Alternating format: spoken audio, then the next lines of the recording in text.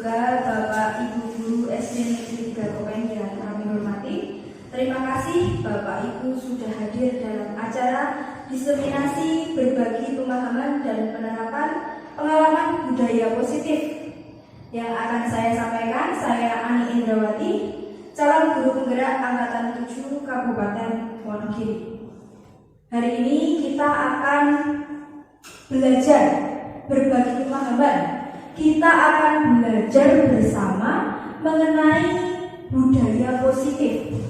Kalau kita berbicara tentang budaya positif, kira-kira apa yang Bapak Ibu bisa jelaskan? Budaya positif itu contohnya apa? Ada yang bisa memberikan jawaban? Contoh budaya positif. Oke, monggo Bunda.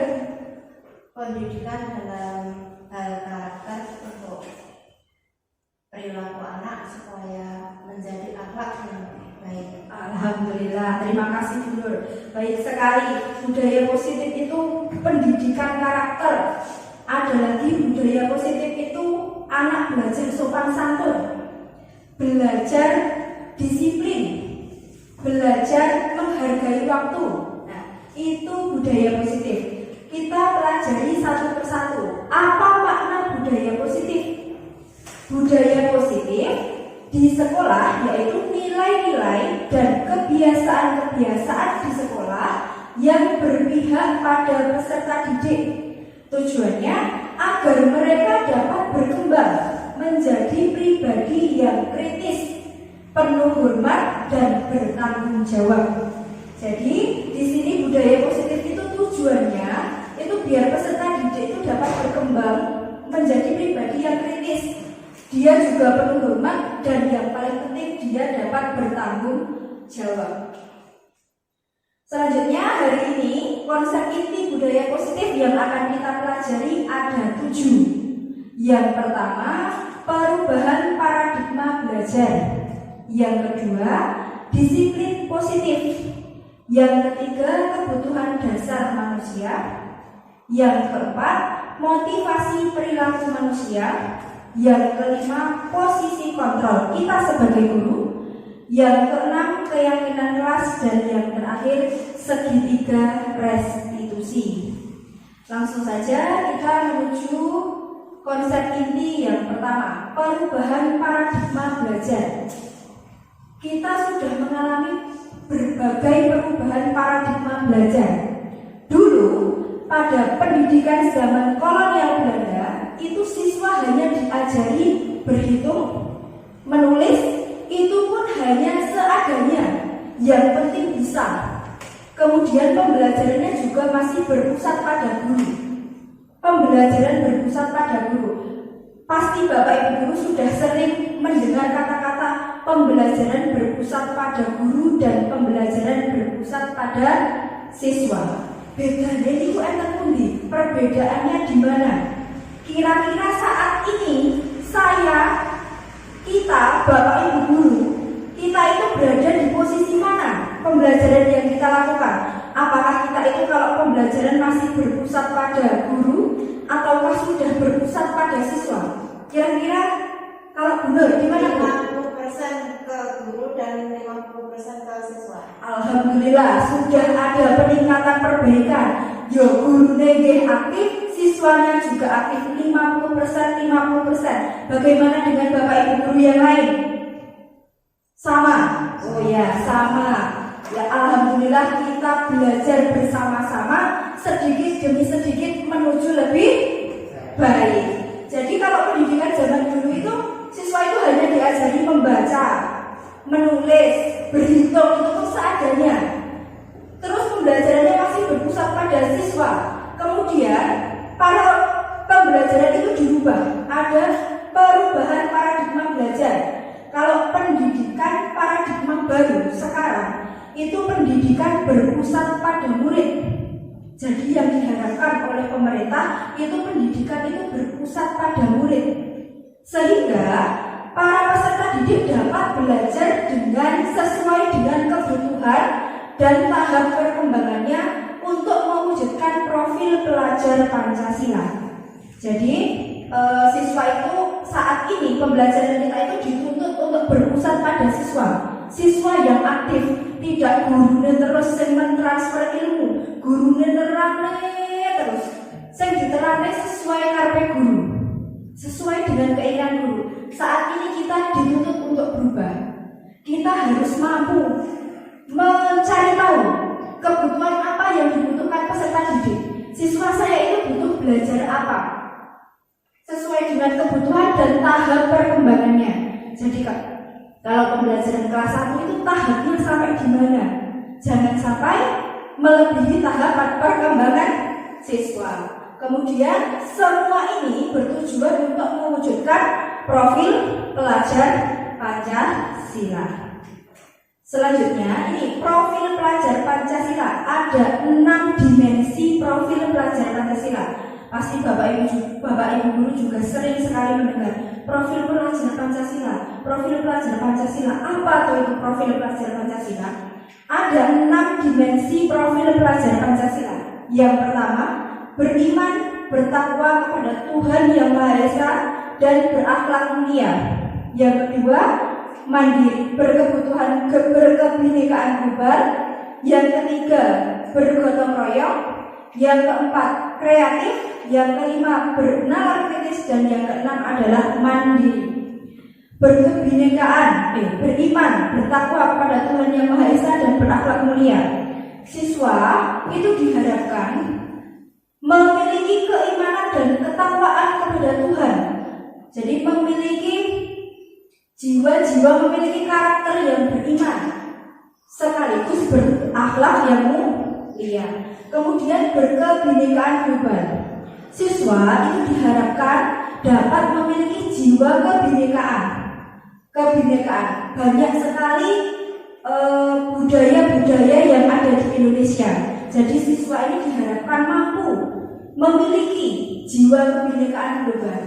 Lalu bergotong royong.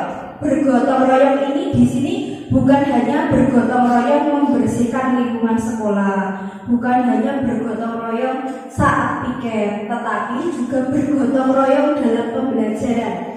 Misalnya saat pembelajaran berkelompok, siswa itu terlihat aktif berdiskusi, bersama-sama bergotong royong memecahkan suatu permasalahan. Nah, di sini dimensi yang diharapkan seperti itu. Lalu siswa itu dapat kreatif, memiliki jiwa kreatif, kemudian bernalar kritis, mampu memecahkan permasalahan-permasalahan yang ada. Kemudian yang terakhir, mandiri. Siswa diharapkan mampu menyelesaikan permasalahan-permasalahan secara mandiri. Selanjutnya, disiplin positif. Kata disiplin seringkali dikaitkan dengan tata tertib, teratur, patuh pada peraturan. Kata disiplin juga sering dihubungkan dengan kepatuhan dan hukuman. Nek ora disiplin, engko itu hukuman. Kalau tidak disiplin, nanti saya tidak mendapatkan nilai yang bagus. Kalau saya tidak disiplin, nanti saya dihukum Bapak Ibu guru.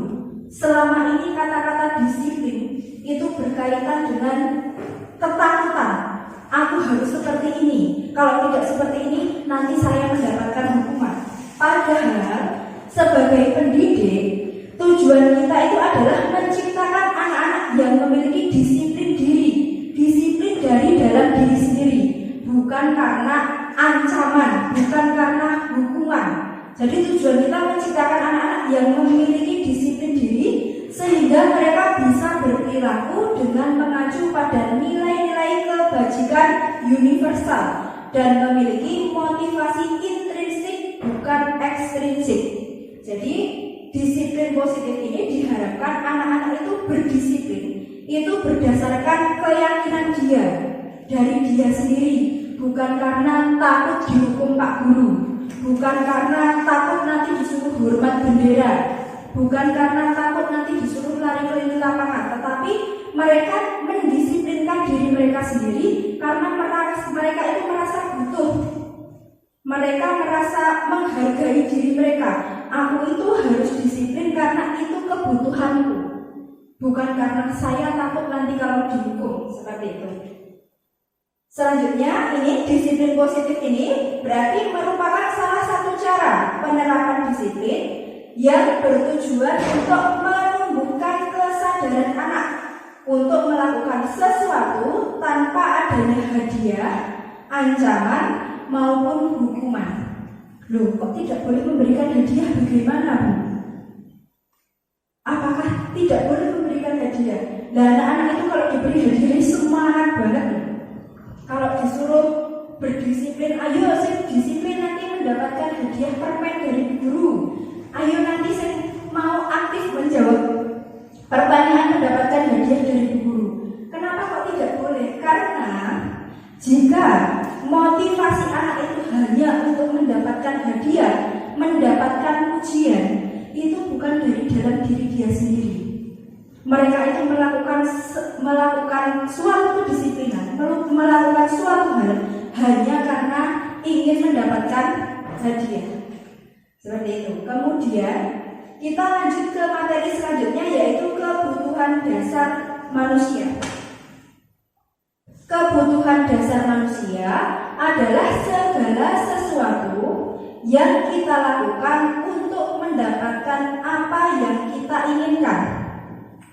Seluruh tindakan yang kita lakukan memiliki tujuan tertentu, dan semua usaha terbaik yang kita lakukan adalah dalam rangka agar kebutuhan dasar kita terpenuhi dengan baik. Jadi, segala sesuatu yang kita lakukan itu tujuan kita untuk mendapatkan apa yang kita inginkan. Kebutuhan dasar manusia. Kemudian, kebutuhan dasar manusia itu ada 5. Yang pertama, manusia itu butuh bertahan hidup. Bertahan hidup di sini meliputi makan, minum, tempat tinggal, keamanan, dan kesehatan. Jadi kalau kita pembelajaran di kelas, kita melihat siswa kita itu kok ngantuk, kita selidiki, kenapa toh kok Dek bilang ini ngantuk? Kenapa Dek? Saya tadi belum sarapan, Bu. Jadi berarti kebutuhan bertahan hidup siswa ini belum terpenuhi karena dia belum makan, sehingga saat pembelajaran dia ngantuk. Seperti itu. Kemudian kebutuhan dasar manusia yang kedua adalah kasih sayang dan rasa diterima. Di sini rasa diterima, dipedulikan, dapat bekerja sama dan menjadi bagian dari kelompok. Jadi kebutuhan siswa yang kedua ini, misalkan dalam kita membuat pembelajaran diskusi dalam suatu kelompok, siswa ini harus merasa diterima. Terkadang kalau kita membuat kelompok, Bu, kelompoknya buat sendiri-sendiri, tidak, kelompoknya dibuat bu guru. Begitu siswa harus bundel, yo aku ini pengen kelompokannya karo kae, nek karo kae aku megah. Misalkan si A ini tidak diterima oleh teman-teman kelompoknya. Megah si A kae, nek diskusi orang tahu gelem anu, orang tahu gelem usul, guru meneng wae, hanya diam saja misalnya. Ini berarti kebutuhan dasar yang kedua ini tidak terpenuhi. Jadi kasih sayang dan rasa diterima ini tidak terpenuhi. Jadi semuanya harus merangkul, semuanya harus dapat menerima. Dalam kelompok, semua siswa itu harus bisa berdiskusi, tidak milih-milih. Saya kalau kelompokan sama yang laki-laki saja, Bu. Saya kalau kelompokan harus sama Cynthia, Nafisa dan sebagainya. Saya kalau tidak sama Nafisa tidak mau. Nah, ini tugas kita sebagai guru, itu harus mampu menerapkan atau harus mampu memberikan kebutuhan dasar pada poin 2 ini. Kemudian penguasaan. Kebutuhan penguasaan itu apa? Itu harga diri, keinginan untuk dianggap, mampu memimpin, diakui, didengar. Jadi kadang kita kalau pembelajaran di kelas itu ada siswa yang kepengen tunjuk tangan menjawab pertanyaan tapi takut. Aku kira tunjuk tangan bareng-bareng kayak mestinya bu guru orang dipilih. Kalau saya tunjuk tangan, Bu, pasti saya tidak dipilih. Yang dipilih gur si kae, yang dipilih yang itu saja. Saya tidak pernah dipilih. Nah, ini kebutuhan kebutuhan penguasaan yang tidak terpenuhi. Jadi siswa itu memiliki rasa pengen, aku pengen ketok, saya itu pengen terlihat. Kalau bahasa kita sehari-hari cari perhatian, tingkah polanya ada saja biar bu guru ini fokus pada saya, biar saya itu terlihat. Seperti itu. Lalu kebutuhan yang keempat, kebebasan, yaitu mandiri, memiliki pilihan, mencoba hal yang baru. Jadi siswa ini terkadang dalam pembelajaran itu pengen bebas. Pengen bebas seperti apa? Pembelajarannya ini jangan di kelas terus. Terkadang itu kita belajarnya di halaman. Kita kadang-kadang pembelajarannya di jalan-jalan ke sawah. Kita melihat ekosistem sawah itu di sana itu ada apa saja. Nah, pembelajaran kebebasan seperti ini yang terkadang diinginkan siswa. Jadi bukan hanya pembelajaran yang abstrak. Sawah, di sawah itu ada padi, di sana itu ada katak, di sana itu ada apalagi belalang. Terkadang sesekali kita perlu belajar ke alam. Saya jenenge yang namanya sawah itu seperti ini. Terkadang ada anak kelas 1 saya belum tahu sawah kuwi untuk nanam apa Bu? Itu tanaman padi. Nah, tanaman padi itu nanti mau jadi apa? Terkadang siswa itu tahunya hanya abstrak, tidak tahu yang konkret. Nah, kita perlu sesekali belajar, memberikan kebebasan pada siswa. Kita pengen belajar yang seperti apa. Lalu kebutuhan dasar yang terakhir adalah kesenangan, dapat bermain, dapat tertawa. Nah, di sini adalah kodrat anak-anak. Kodrat anak-anak itu adalah bersenang-senang dan bermain. Kalau mereka itu pembelajarannya diajak bermain, dolanan, pasti mereka sangat antusias, sangat senang. Pembelajaran matematika yang biasanya lagi melihat jadwal matematika, baru mau berangkat sekolah kepalanya sudah pusing. Hari ini pembelajarannya matematika, tetapi ketika seorang guru mampu menciptakan kesenangan dalam pembelajaran, anak-anak ini biasanya senang apa? Bermain. Kita bermain matematika itu kita buat konsep menjadi suatu permainan. Anak-anak tidak sadar kalau mereka itu sedang belajar. Menurut ini mereka ini bermain, tetapi dalam permainan itu kita menyisipkan pembelajaran-pembelajaran yang akan kita ajarkan. Nah, ini tadi 5 kebutuhan dasar manusia yang harus terpenuhi. Semuanya harus terpenuhi dalam pembelajaran kita sehari-hari. Nah, selanjutnya motivasi perilaku manusia. Motivasi adalah dorongan yang timbul pada diri seseorang secara sadar atau tidak sadar untuk melakukan suatu tindakan dengan tujuan tertentu. Motivasi ini ada dua jenis motivasi, yaitu motivasi ekstrinsik dan motivasi intrinsik. Motivasi ekstrinsik itu yang berasal dari luar. Motivasi yang berasal dari luar diri anak. Kemudian kalau motivasi intrinsik itu motivasi yang berasal dari dalam diri individu. Nah, motivasi ekstrinsik adalah motivasi yang berasal dari luar.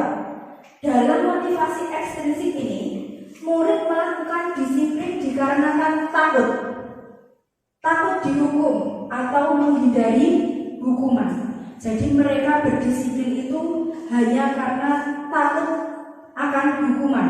Mereka memakai seragam yang rapi hanya karena takut kalau tidak rapi nanti dihukum Pak Guru atau Bu Guru. Mereka mengerjakan PR hanya karena takut kalau tidak mengerjakan PR nanti dihukum, disuruh nulis 10 lembar misalnya. Jadi mereka melakukan itu hanya karena menghindari hukuman. Itu motivasi ekstrinsik. Murid melakukan disiplin diri dikarenakan ingin mendapatkan imbalan berupa hadiah atau pujian dari orang lain. Jadi siswa itu mau mengerjakan sesuatu, misalkan membuang sampah pada tempatnya, itu hanya karena supaya diuji ya Pak Guru sama Bu Guru. Itu si Cynthia itu pintar sekali kalau pagi derungi sampah yang ada di lantai terus dibuang di tempat sampah. Bagus Cynthia. Jadi Cynthia itu melakukan itu hanya untuk mendapatkan pujian. bukan berdasarkan diri sendiri. Ya, ini motivasi-motivasi seperti ini yang harus kita hindari. Nah, yang harus kita tegakkan adalah motivasi intrinsik, motivasi yang berasal dari dalam diri. Tujuannya itu untuk menghargai nilai-nilai kebajikan diri sendiri, dan murid melakukan disiplin diri dikarenakan sadar akan nilai-nilai kebajikan dalam dirinya. Mereka sadar. Misalkan contoh, kita kemarin pada saat COVID memakai masker. Kalau kita pergi ke rumah sakit misalkan, kita memakai masker. Motivasi apa yang ada pada dalam diri kita? Kalau hanya untuk menghindari hukuman itu buatan kok terus naik ke rumah sakit, buatan tidak pakai masker terus disuruh lari keliling halaman rumah sakit, tidak. Tapi misalkan ditegur oleh satpam, maaf Bu, pakai masker dulu. Apakah kita itu pakai masker cuma buat tidak ditegur oleh Pak Satpam? Nah, itu namanya motivasi ekstrinsik. Kalau kita punya motivasi intrinsik, kita memakai masker, tujuan kita adalah untuk melindungi diri kita supaya kita tidak terpapar virus. Nah, ini adalah motivasi intrinsik. Misalkan lagi kita berkendara memakai helm. Apakah kita tidak pakai helm itu gur jogo-jogo mungkin enten Pak Polisi genora dicegat? Nah, kita pakai helm itu tujuannya untuk melindungi diri kita saat berkendara. Nah, itu yang diharapkan. Jadi motivasi dalam diri kita yang kita harapkan. Selanjutnya, hukuman, konsekuensi, dan restitusi. Ada 3, ini ada perbedaannya antara hukuman, konsekuensi, dan restitusi. Kira-kira yang mana yang sering kita lakukan? Yang mana, Bu? Ya, hukuman. Biasanya sering hukuman. Apa tuh bedanya hukuman, konsekuensi, dan restitusi? Kalau hukuman itu tidak terencana atau tiba-tiba, tidak terencana. Jadi hal itu belum tersusun secara rapi, jadi spontan. Misalkan hukuman itu kalau ada anak, misalnya anak itu tidak, maaf, ini si Rizky nendang pot kembang, tidak sengaja nendang pot kembang, dia pot kembangnya pecah. Guru memberikan hukuman, ayo Rizky, hormat tiang bendera 5 menit karena kamu sudah memecahkan pot bunga, misalnya seperti itu. Jadi siswa itu tidak tahu, aku mecahnya ini aku pun ngopo, disuruh apa tidak tahu. Jadi itu spontan dari guru. Murid tidak tahu apa yang akan terjadi dan bersifat satu arah. Guru menentukan sendiri. Hukumanmu ini, kamu harus, karena kamu melakukan ini, kamu harus ini. Itu bersifat satu arah. Berupa hukuman. Hukuman itu bukan hanya fisik, tetapi juga psikis. Seperti apa hukuman psikis? Biasanya dari kata-kata. Anak dimarahi di depan teman-temannya.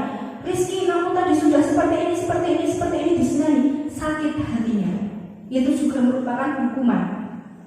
Perbedaannya dengan konsekuensi, ini sedikit lebih baik daripada hukuman. Konsekuensi ini terencana, disepakati sesuai peraturan. Jadi biasanya ini tata tertib sekolah. Murid tetap dibuat tidak nyaman. Biasanya tata tertib sekolah itu dibuat oleh sekolah. Apakah semua tata tertib itu kalau kita jujur sebagai siswa itu yang saya inginkan atau tidak? Biasanya sebagian ada yang bisa kita terima, tetapi sebagian ada yang yaudah angel pro dan kontra. Sikap guru selalu memonitor murid. Ayo, rambutnya gondrong, wayah syukur. Ayo, tadi upacara tidak pakai topi, tidak pakai dasi. Ayo, tadi bajunya tidak dimasukkan. Ayo, tadi kamu datangnya terlambat. Nah, ini biasanya peraturan-peraturan yang ada di sekolah. Jadi Di sini ada konsekuensi yang sudah disepakati. Kira-kira kalau datang terlambat itu konsekuensinya apa? Oh, misalnya kalau datang terlambat itu sudah ada di peraturan Bu, kalau datang terlambat konsekuensinya harus menyapu kelas. Konsekuensinya kalau datang terlambat, konsekuensinya nanti kalau istirahat itu harus membersihkan papan tulis misalkan. Itu konsekuensi. Nah, yang ditegakkan saat ini, yang digalakkan untuk dilakukan itu adalah restitusi. Restitusi ini proses menciptakan kondisi bagi murid untuk memperbaiki kesalahan. Siswa itu pasti pernah melakukan kesalahan, bukan hanya siswa, guru pun pernah. Karena kita hanya manusia biasa, pasti kita pernah melakukan kesalahan. Nah, tujuan kita ini, kita itu ingin agar kesalahan itu tidak terulang kembali. Jadi proses kolaborasi yang mengajarkan murid untuk mencari solusi sendiri. Jadi solusi dari permasalahan itu bukan guru yang mencarikan solusi. Kita coba, siswa itu kita buat mencari solusi. Kira-kira kalau kamu tadi datang terlambat, itu penyebabnya apa, Dek? Saya bangun kesiangan, Bu. Kenapa kok bisa bangun kesiangan? Tadi malam main game sampai malam. Nah, kira-kira siswa ini kita ajak untuk mencari restitusi bersama-sama. Oh, permasalahannya karena nonton HP, nonton game terlalu malam sehingga bangunnya kesiangan. Jangan sampai ini terulang kembali. Kita carikan solusi permasalahannya. Kita tanyakan pada siswa, kira-kira solusi dari permasalahan ini bagaimana supaya tidak terulang lagi kamu datang terlambat. Biarkan siswa berpikir, oh Bu, saya tidurnya jangan malam-malam. Oh iya, tidurnya jangan malam-malam. Terus apalagi? Pasang alarm, Bu, saya akan pasang alarm supaya tidak bangun kesiangan. Nah, siswa itu diminta mencari solusi sendiri agar kesalahan ini dapat diperbaiki, tidak terulang lagi. Konsep disiplin dengan pendekatan restitusi, yaitu cara menanamkan disiplin pada murid. Apa itu restitusi? Restitusi adalah proses menciptakan kondisi bagi murid untuk memperbaiki kesalahan. Untuk memperbaiki kesalahan mereka sehingga mereka bisa kembali pada kelompok mereka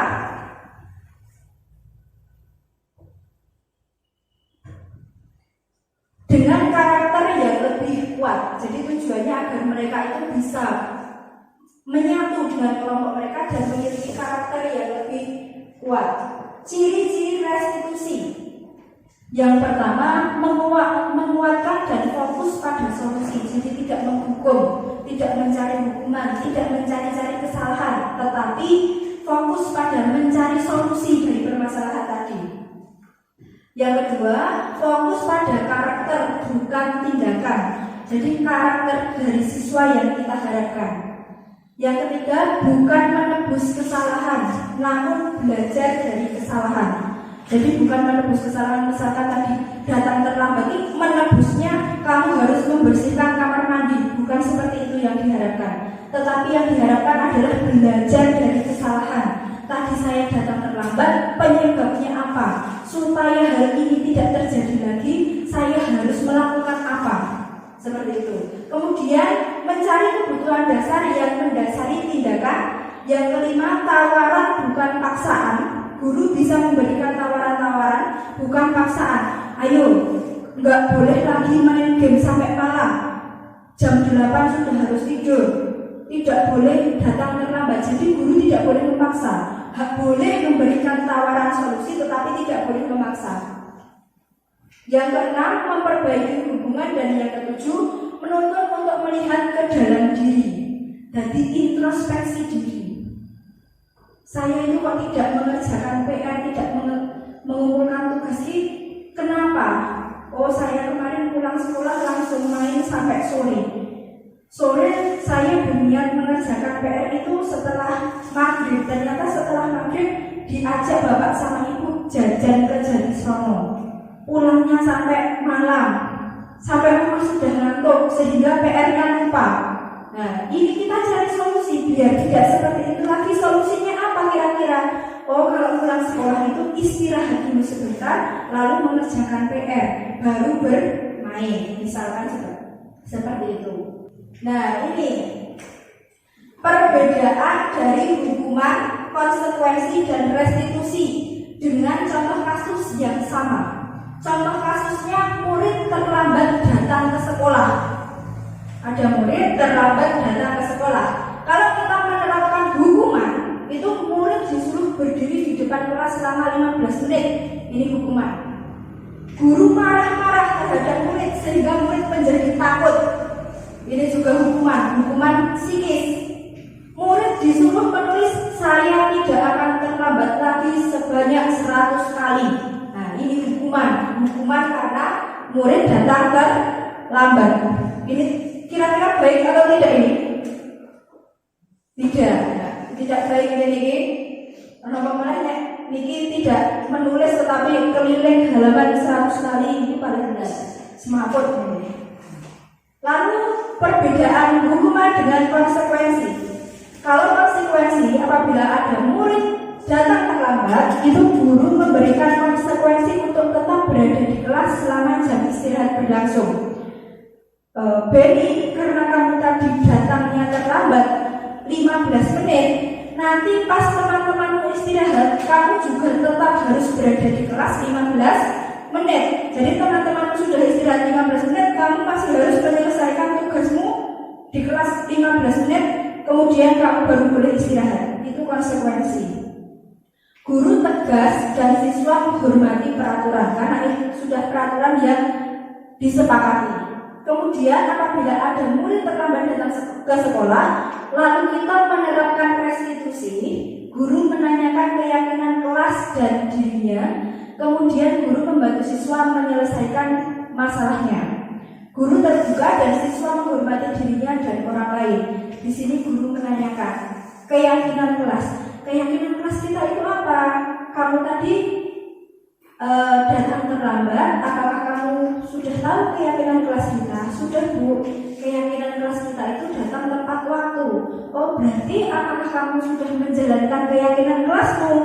Belum, Bu. Saya melanggar keyakinan kelas. Kenapa bisa melanggar? Kita cari seperti tadi. Kita cari permasalahannya. Terus kita cari solusinya. Supaya tidak datang terlambat lagi, solusinya apa? Kita pecahkan bersama-sama dengan siswa tadi. Nah, saat kita melakukan ini, jangan saat pembelajaran. Jadi, nanti saat istirahat, kita panggil siswa tadi. Kita melakukan restitusi ini jangan pada saat banyak teman-temannya. Ditanya, kenapa kamu tadi terlambat dan sebagainya, nanti psikis dia. Kasihan, seperti itu.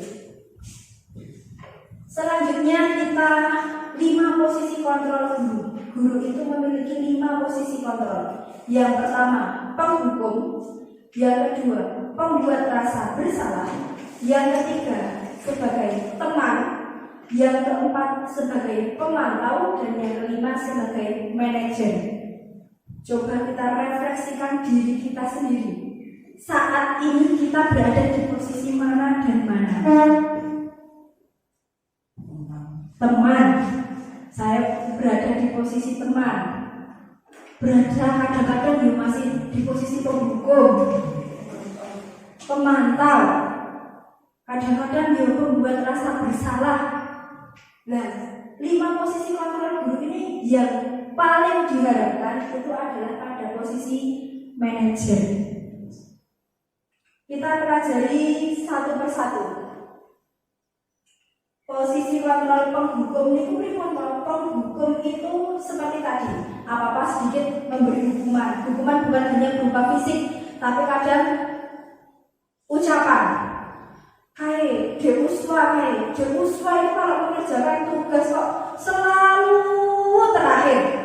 Itu sudah menyakiti hati anak yang sensitif, sudah sakit itu hatinya. Seperti itu. Nek anak sing bandel lho mau Bu, ngelok.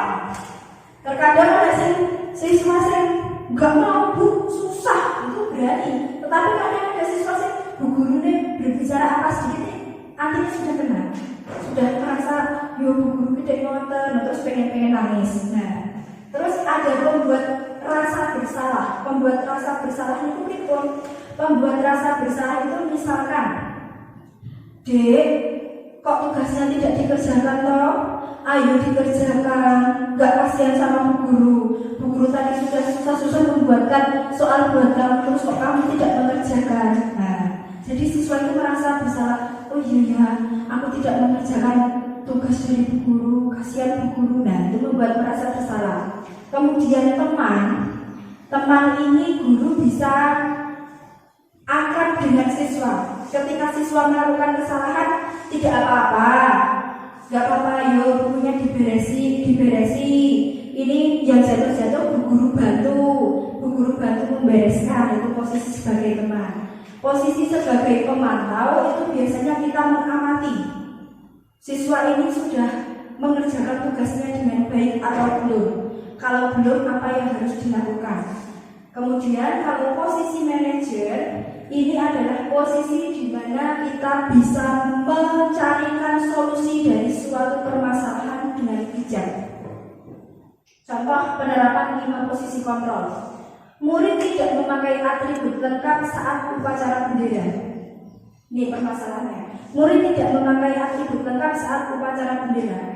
Apabila posisi kontrol kita berada pada penghukum, itu kita berbicara patuhilah aturan sekolah, lalu berdiri di barisan lain. Siswa yang tidak memakai atribut silakan berdiri tersendiri, jangan bareng sama teman-temannya. Itu penghukum. Kalau membuat merasa bersalah, berapa kali Bapak Ibu bilang sama kamu itu kalau upacara pakailah atribut yang lengkap. Bapak kecewa sekali sama kamu. Kenapa kamu itu sudah dibilangin berkali-kali, tetap saja seperti ini, tidak ada perubahan. Itu membuat merasa bersalah. Kemudian posisi kontrol sebagai teman. Ayolah yang terpilih, buat Bapak atau Ibu Guru bangga. Kali ini tidak apa-apa berbuat salah. Kali ini tidak apa-apa atributnya tidak lengkap, tetapi jangan diulangi lagi ya. Itu adalah posisi kita sebagai teman. Lalu kalau untuk posisi sebagai pemantau, kamu sudah melanggar apa peraturan sekolah kita dan apa konsekuensinya. Ayo, kamu sudah melanggar peraturan sekolah. Kamu sudah tahu kan peraturan sekolah kita apa? Nah, kamu melanggar, tidak memakai atribut, konsekuensinya apa? Nah, itu kita sebagai pemantau. Kemudian kalau sebagai manajer, apakah kamu tahu kesalahan kamu? Tanya dulu. Salahku apa? Oh, saya tidak memakai atribut, Bu. Kira-kira bagaimana caranya agar kamu dapat memperbaiki kesalahan kamu ini? Oh, nanti saya akan matur sama Ibu untuk memberikan topi dan dasi supaya nanti kalau upacara bendera saya bisa lengkap atributnya. Misalnya seperti itu. Jadi posisi sebagai manajer itu bukan semata-mata langsung menghukum siswa.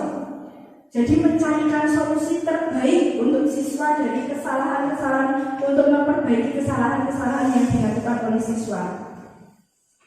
Coba di sini ada beberapa perkataan. Posisi kontrol apakah aku? Kira-kira ini. Bu Guru kecewa sekali dengan kamu. Ini posisi kontrol apa? Tadi ada 5 posisi kontrol. Bu Guru kecewa sekali sama kamu. Bu Guru kecewa sekali dengan kamu. Ini posisi kontrol apa? Membuat merasa bersalah. Apakah benar? Ya, membuat merasa bersalah. Kemudian perkataan kedua, selalu, pasti selalu, terakhir selesai.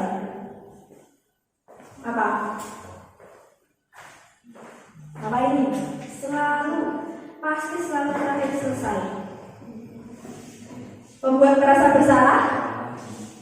Ya, coba kita lihat. Oh, ternyata menghukum. Menghukum secara apa? Menghukum secara psikis. Selanjutnya, apa rencana kamu untuk memperbaiki hal ini? Posisi kontrol nomor ini?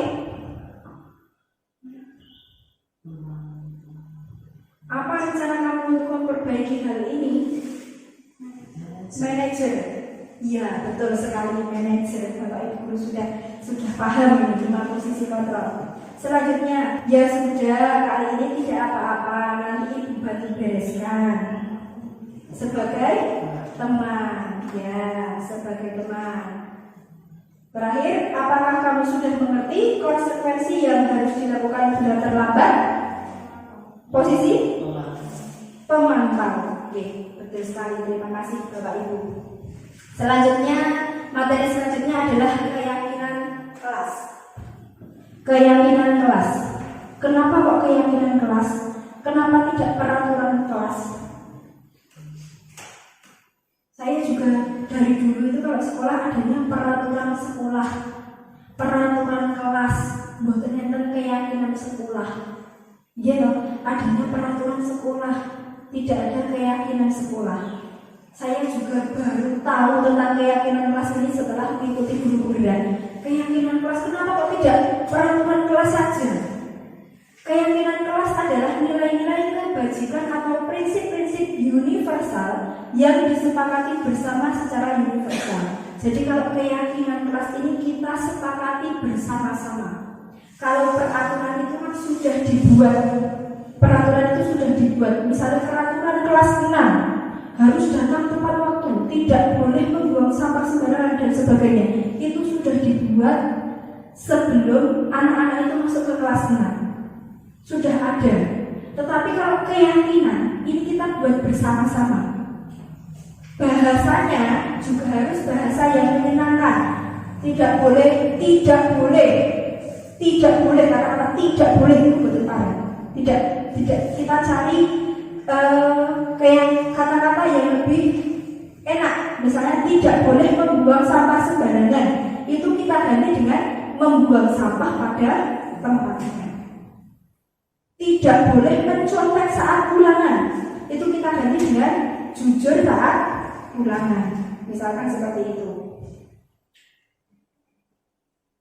Bagaimana membentuk keyakinan kelas? Nah, keyakinan kelas itu lebih abstrak dari peraturan.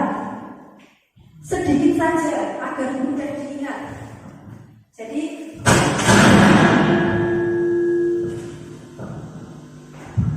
Jadi keyakinan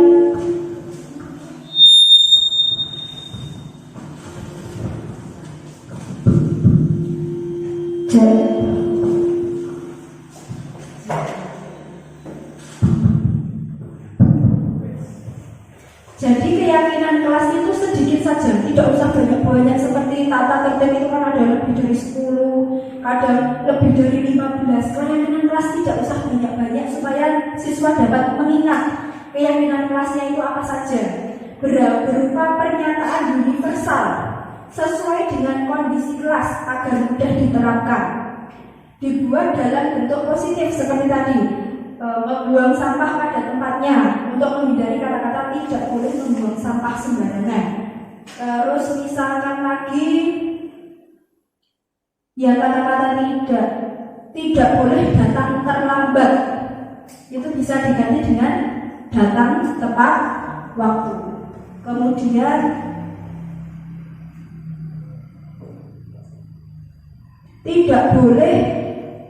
tidak boleh melanggar peraturan sekolah misalnya. Bisa diganti dengan menaati peraturan sekolah. Misalkan seperti itu. Semua warga kelas terlibat pada saat pembuatan. Jadi bukan hanya guru yang membuat, tetapi guru dan siswa itu berkolaborasi. Kita mau membuat keyakinan kelas. Siapa yang harus melaksanakan keyakinan kelas ini? Bukan hanya siswa dan guru. Kalau siswanya harus datang tepat waktu, gurunya juga harus datang tepat waktu. Kalau siswanya itu harus berpakaian berseragam yang rapi, gurunya juga harus berseragam yang rapi. Karena ini keyakinan kelas kita. Yang menaati adalah penghuni kelas ini. Penghuni kelas kan bukan hanya siswa, tapi ada siswa dan guru. Jadi keyakinan kelas ini dibuat sedikit saja, tidak usah banyak-banyak, tetapi dilaksanakan dengan penuh tanggung jawab. Nah, proses pembuatan keyakinan kelas di sini saya mempunyai contoh pada saat kelas 6 membuat keyakinan kelas. Silakan Bapak Ibu bisa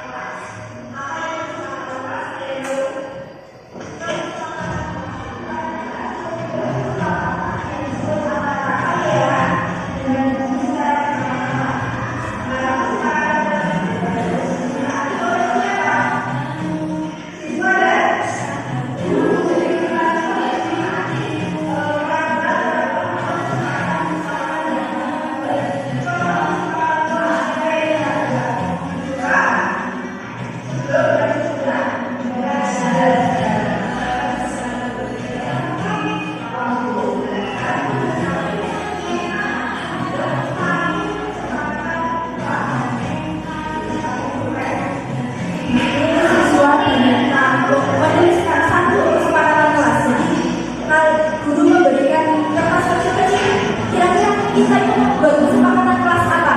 Satu saja siswa menuliskan satu-satu. Nanti akan terbentuk banyak sekali kesepakatan. Nah, ini saat siswa menulis keyakinan kelasnya. Siswa, masing-masing siswa menuliskan, saya pengen sepakat apa?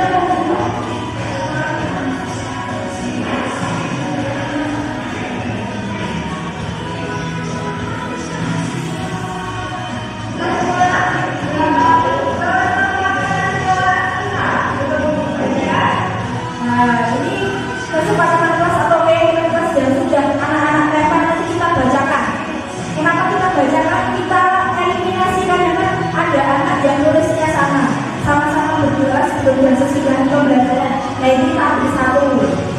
Lalu apalagi kita kesepakati bersama, apakah kesepakatan ini bisa disepakati? Bisa. Oh, datang tepat waktu, apakah kalian sepakat untuk datang tepat waktu?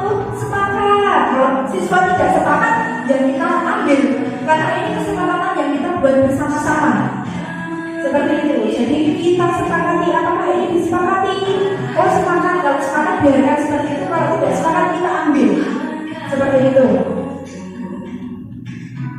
Nah, ini proses seleksi kesepakatan mana yang akan kita sepakati. Nah, ini kesepakatan atau keyakinan kelas yang sudah dibuat anak-anak kelas 6. Kemudian ditulis yang lebih menarik, lalu kita tempel di tembok biar anak-anak ingat keyakinan kelas kita itu apa. Pelaksanaan keyakinan kelas di kelas 6. Keyakinan kelas 6 berdoa sebelum dan sesudah pembelajaran.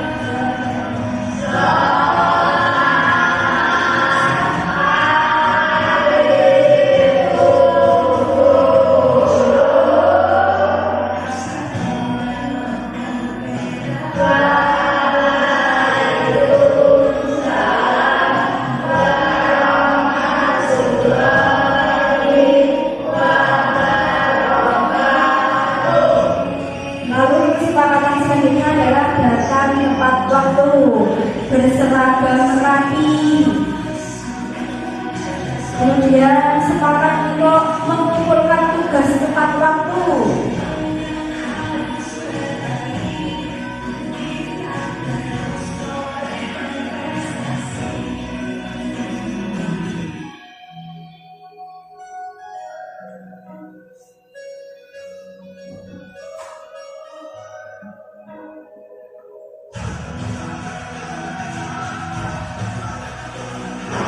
Kita juga sepakat membuang sampah pada tempatnya dan kita sepakat membersihkan kelas sebelum pembelajaran. Ini tadi adalah pembuatan kesepakatan di kelas, kesepakatan kelas di kelas 6. Semoga nanti kelas-kelas yang lain juga bisa membuat kesepakatan kelas masing-masing. Kita kembali ke materi, masih ada satu materi tentang segitiga restitusi. Segitiga restitusi ada 3 tahap dalam kita melakukan restitusi. Restitusi tadi mencari solusi dari permasalahan. Jadi ada 3. Yang pertama adalah menstabilkan identitas. Yang kedua, validasi tindakan yang salah, dan yang ketiga, menanyakan keyakinan. Pada tahap menstabilkan identitas ini, itu pertanyaan guru biasanya kamu tentu punya alasan mengapa melakukan itu. Kemudian, apakah cara yang lebih efektif untuk mendapatkan apa yang kamu butuhkan? Kalau menanyakan keyakinan, ini keyakinan kelas apa yang telah kita sepakati? Kita kemarin sudah punya keyakinan kelas, apa saja yang sudah kita sepakati? Kamu ingin menjadi orang seperti apa? 3 tahapan segitiga restitusi untuk menstabilkan identitas. Itu setiap orang pasti pernah melakukan kesalahan. Jadi kata-katanya tidak apa-apa. Bu guru juga pernah melakukan kesalahan itu. Bu guru juga pernah datang terlambat. Kita sebagai manusia biasa pasti pernah melakukan kesalahan. Kata-katanya seperti ini, menstabilkan identitas. Jadi jangan buat anak itu merasa takut. Dipanggil ke depan, ditanyai itu sudah takut. Biar anak tidak takut, itu kita menstabilkan identitas. Tidak apa-apa melakukan kesalahan itu manusiawi. Misalkan kata-katanya seperti itu.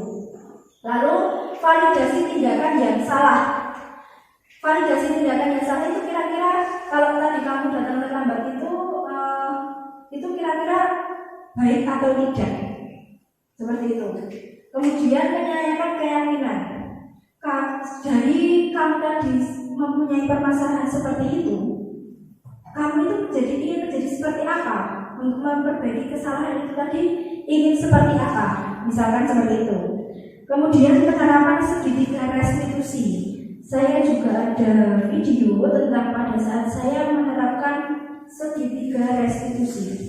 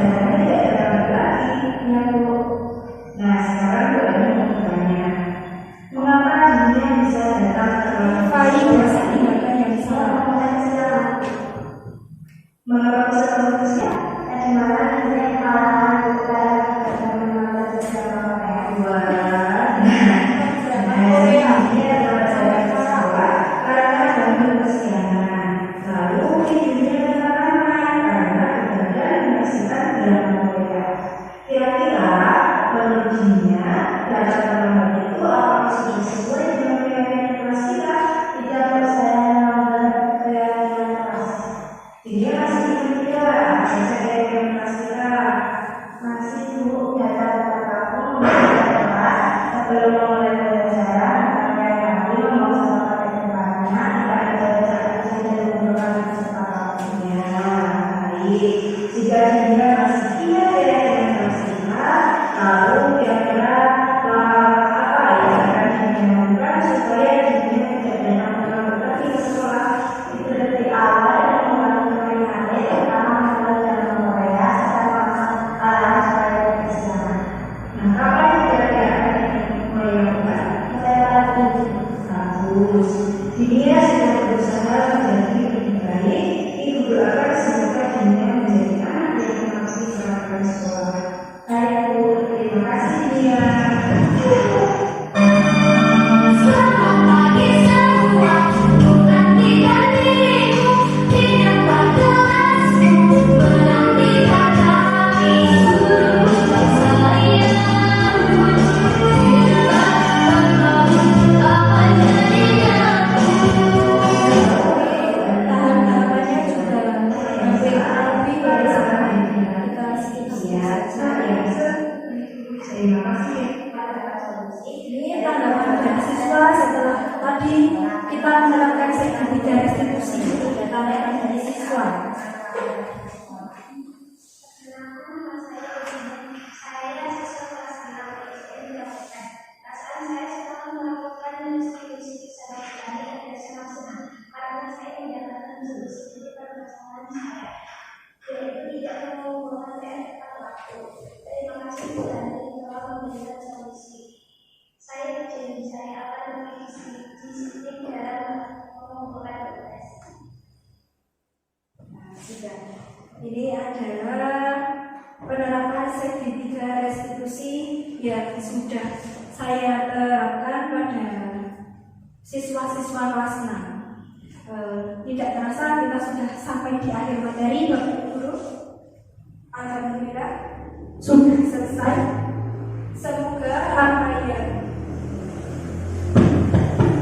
Semoga apa yang saya sampaikan pada siang hari ini ada sedikit manfaat yang bisa Bapak Ibu terima. Kita belajar bersama-sama, kita terapkan budaya-budaya positif ini untuk kemajuan sekolah kita, agar sekolah kita menjadi lebih dan lebih baik lagi. Seperti itu ya Bapak Ibu Guru. Terima kasih atas kehadirannya. Terima kasih atas partisipasinya telah mengikuti diseminasi pada hari ini. Ada kurang dan lebihnya, saya secara pribadi mohon maaf yang sebesar-besarnya Bapak dan Ibu Guru. Terima kasih. Wassalamualaikum warahmatullahi wabarakatuh.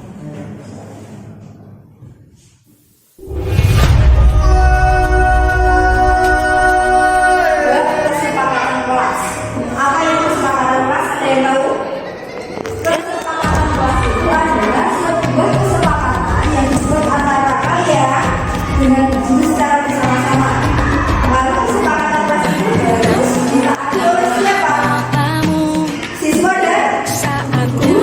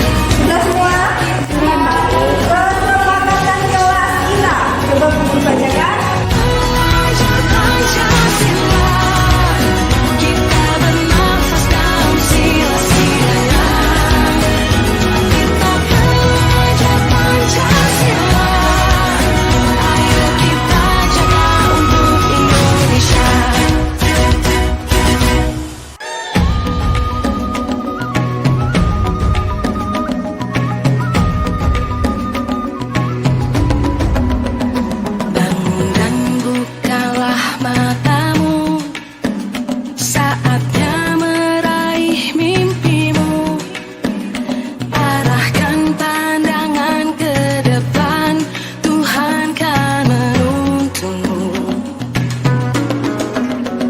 Sadarilah masa berganti, tantangan kan kita hadapi, bergandeng tangan untuk negeri, era kita menanti berseri.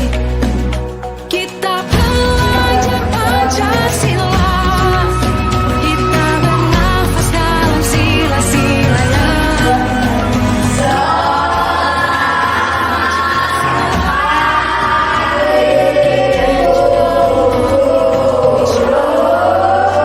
Bersatu dalam perbedaan,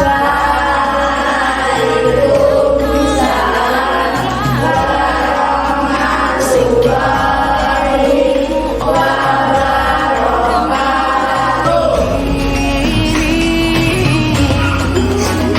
jadilah generasi emas, cerdas berkarakter itu kita, berjuang dan harus berani, kita terus torehkan prestasi.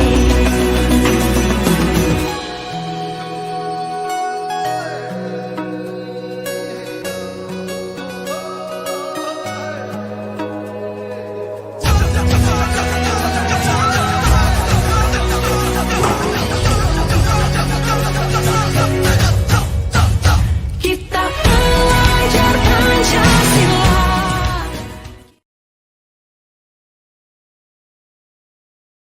Assalamualaikum warahmatullahi wabarakatuh. Nama saya Dika Uswatun Hasanah, adalah guru kelas di SDN 3 Kopen. Saya memberikan apresiasi kepada Ibu Ani Endrawati terkait budaya positif yang sudah diterapkan dengan membuat keyakinan kelas. Saya sebagai teman ingin menerapkan juga keyakinan kelas seperti yang dibuat oleh Ibu Ani. Sekian, wassalamualaikum warahmatullahi wabarakatuh. Nama saya Nazla, saya siswa kelas 6 di SDN 3 Kopen. Wali kelas saya adalah Ibu Ani Endrawati. Kami bersama-sama membuat keyakinan kelas dengan adanya keyakinan kelas kami belajar nilai-nilai positif yang membangun kami menjadi peserta didik yang lebih baik. Sekian, wassalamualaikum warahmatullahi wabarakatuh.